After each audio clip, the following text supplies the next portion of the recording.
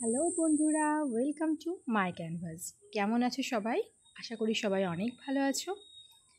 আজ আমি সকাল সকাল চলে এসেছি দীঘার সেই বহু প্রতীক্ষিত এবং সব থেকে আকর্ষণীয় জগন্নাথ মন্দির দর্শনের উদ্দেশ্যে। আমি দেখব এবং সাথে সাথে তোমাদেরও দেখানোর চেষ্টা করব।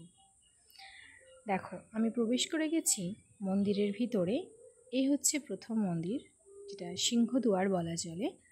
প্রবেশ করছি মন্দিরের ভিতরে ঢুকেই এখন সেভাবে ভিতরে এতটা কিছু কাজ হয়নি। ডান দিকে একটি জগন্নাথ দেবের মূর্তি এবং তারপর এই মন্দির থেকে বেরিয়েই আমরা প্রবেশ করছি আরেকটি মন্দিরে।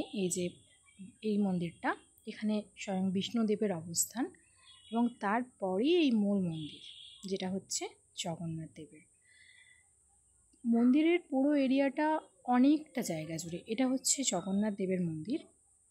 দেখো, মন্দিরের ভিতরটা অসাধারণ সুন্দর।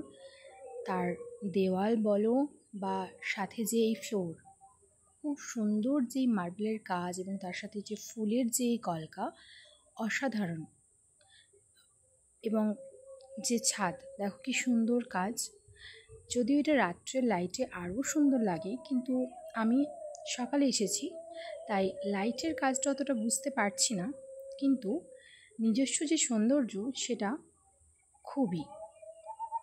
দেখো, এই হচ্ছে মন্দির, অনেকটাও লম্বা। এবং এই যে দেখতে পাচ্ছ উপরে মন্দিরের উপরে যে পতাকা, যেটা জগন্নাথ মন্দিরের ধ্বজা। এবং এই যে এরিয়াটা, এটা অনেকটা বড়। দেখো, দেখতে পাচ্ছ যে রথযাত্রার জন্য একপাশে আছে রথ, বলরাম, জগন্নাথ এবং সুভদ্রার জন্য তৈরি রথ। এবং এই যে পুরো এরিয়া, এখানে সাধারণত হোম যজ্ঞ এরকম কিছু হয়। এই যে দেখতে পাচ্ছ, আমি চেষ্টা করছি দেখানোর মন্দিরটা পুরোটা।